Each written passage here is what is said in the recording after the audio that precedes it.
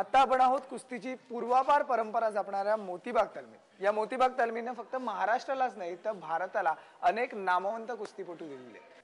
आणि याच मोतीबाग तालमीत आज आपण जाणून घेणार आहोत की ही महाराष्ट्राची अस्सल मातीतली कुस्ती नेमकी खेळतात तरी कशी।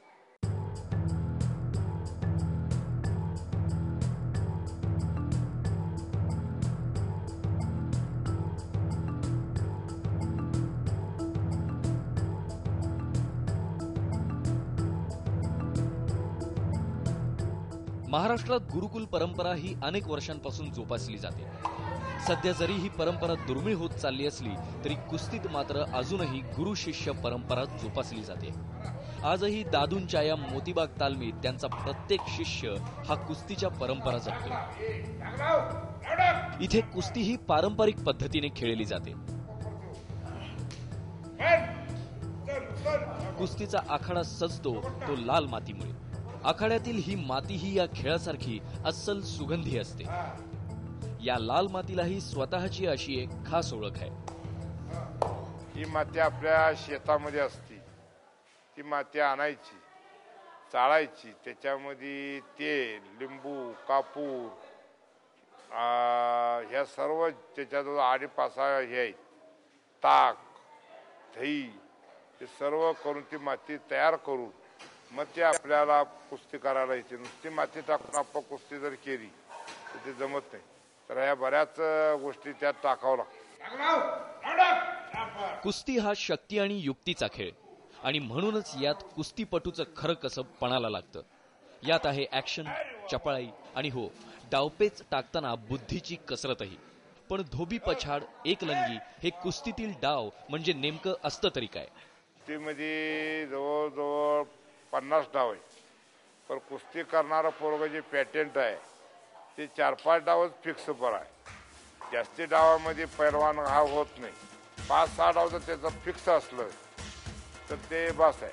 पण ते फिक्स मध्ये त्याला फास्ट पट काढणे, हात झुकवणे, डुबणे, काय खाली गेल्यानंतर घुटणा स्वारी, घिसा मारणे, पुट्टी मारणे, ढाक मारणे, हप्ता भरणे, एकलंगी घालणे, स्वारी घालणे, हे जर त्या मुलाला ह्या प्रॅक्टिस फिक्स असल्या तर ते आणि खाली गेल्यानंतर पलटी मारणे, हात काढून जलद निघणे, ह्या गोष्टी ज्या पोरा मुलाला आल्यानंतर ते 100% पोरग पैलवान होत।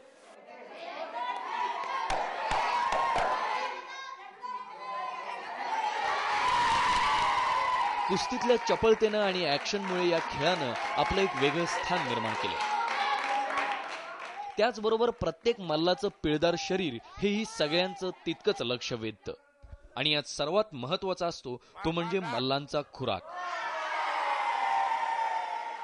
जेवणामध्ये भात वर्ज्य काय, त्याच्यामध्ये जास्तीत जास्त मटन मध्ये आणि भाजीपाल्यामध्ये टोमॅटो, गाजर, दूध भोपळा, दोडका, भेंडी, पोकळा, पालक भाजी जास्ती सर्व मिक्स करून जर पैलवानं खाल्लं, त्यात बटाटो थोडा, तर अति चांगला आहे। आणि आठवड्यातनं 2 वेळा त्यांच्या आवडीने समजा कोंबडा, मासा काय खायचं, पण मासा मटणापेक्षा कोंबडा चांगला काय हे खुराक। आणि सकाळी संध्याकाळी 1.5 लिटर थंडाई, दूध, पुन्हा ज्यूस आणि फळामध्ये केळं न खाता सफरचंद, चिक्कू ही फळं जास्ती खाली पाहिजे। आणि कोथिंबीर, वाळू, गाजर या कच्च्या भाज्या ज्या आहेत त्याला ताकद जास्त आहे। महाराष्ट्राच्या लाल मातीतली ही कुस्ती आज होते मॅटवर। पण असं असलं तरी भारतीय मल्ल तयार होतात ते याच मातीच्या आखाड्यात। मॅटच्या कुस्तीमुळे या खेळाला एक वेगळं रूप मिळालंय हे खरं, पण त्याचबरोबर या कुस्तीचं हे अस्सल रूप असंच टिकून राहील अशी खात्रीही जाणकारांना वाटते। मातीतली सोडली तर ते मातीतले पैलवान जे काय होऊन वर येणार ते मॅटवर येणार नाहीत। आणि नुसतं मॅटच्याच मागं लागलं तर मॅटवर सगळ्यांना पदक मिळते असं नाही। तिकडे जर पदक मिळत नाही म्हटलं मी त्या खेळावर दुर्लक्ष होणार। दोन्ही कुस्त्या संपतील। मॅटवरची संपलन, मातीतली सोडून दोन्ही चालू कच्चं मटेरियल आणि पक्कं मटेरियल तयार झालं पाहिजे। कच्चं मटेरियल तयार झाल्याशिवाय पक्कं मटेरियल तयार होणारच नाही। हे पक्क तयार होण्यासाठी तरुण आणि लहान मुलांमध्ये मेहनत करायची तयारी आहे. की आता कुस्तीला चांगली चालना मिळालेली आहे. प्रत्येक खेडेगावामध्ये फळ चांगले भरालेले आहेत. भारतीय मल्लांनी कुस्तीच्या 7 प्रकारातील 7ही गोल्ड मेडल्स आपल्या नावावर केली. भारतात कुस्ती खेळण्याचं प्रमाण हे इतर कोणत्याही देशापेक्षा अनेक टक्क्यांनी जास्त आहे. पण असं असलं तरीही आंतरराष्ट्रीय स्पर्धांमध्ये आपले खेळाडू सपाटून मार खातात.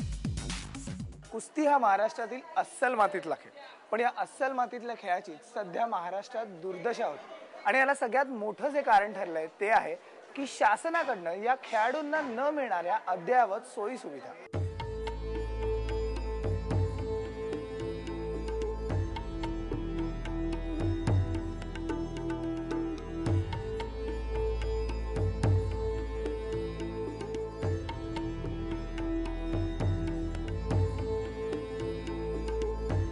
कुस्तीचा उगम जरी आपल्या इथे झाला असला तरी महाराष्ट्रात या खेळाची अत्यंत दुरावस्था झाली आहे.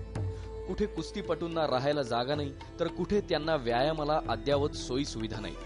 त्याचबरोबर महाराष्ट्रातील आखाड्यांची ही अवस्था अत्यंत वाईट झाली आहे. कुस्ती जरी बदलली असली तरी अजूनही महाराष्ट्रातील आखाड्यात मॅट उपलब्ध नाही. आणि याला सर्वात मोठं कारण ठरलंय ते म्हणजे सरकारचं या खेळाकडे होणारं दुर्लक्ष.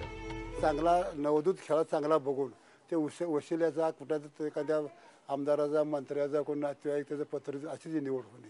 चांगल्या खेळाला प्राधान्य द्यावं. त्या कंपनीनं सहकारी त्या संस्था जगाने तिने द्यावं.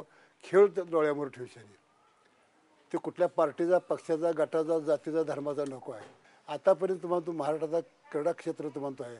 क्रीडा मंत्री कधीही तुम्हाला तुझ्या त्या कुस्ती खेळावर कुठल्या खेळात कोण जागले ते काय मिळाले ते कधी चौकशी केली नाही. पण असं जरी असलं तरी जाणकारांच्या मते लोकांच्या, मीडियाच्या आणि कॉर्पोरेट क्षेत्राच्या मदतीनं आपणही आपल्या या अस्सल मातीतल्या खेळाला एक नवीन रूप देऊ शकतो. गुणवत्तेची काय कमी नाही. आपल्या देशामध्ये गुणवत्ता चांगल्या प्रकारे आहे. पण हे ओळखणारी माणसं भेटली पाहिजेत, त्यांना आधार देणारी माणसं भेटली पाहिजेत. मोठमोठ्या ज्या कंपन्या आहेत, प्रायव्हेट कंपन्या आहेत, ह्याने देखील स्पॉन्सर करण्यास हातभार लावला पाहिजे, पुढे यायला पाहिजे. त्याचबरोबर गव्हर्नमेंटनं देखील आपले जे काय थोडे बदल जे आहेत त्याच्यामध्ये बदल घडवून याला अधिक महत्त्व देण्यासाठी त्यांनी पुढाकार कंपन्यांच्याकडं जाऊन त्यांना प्रोत्साहित केलं पाहिजे.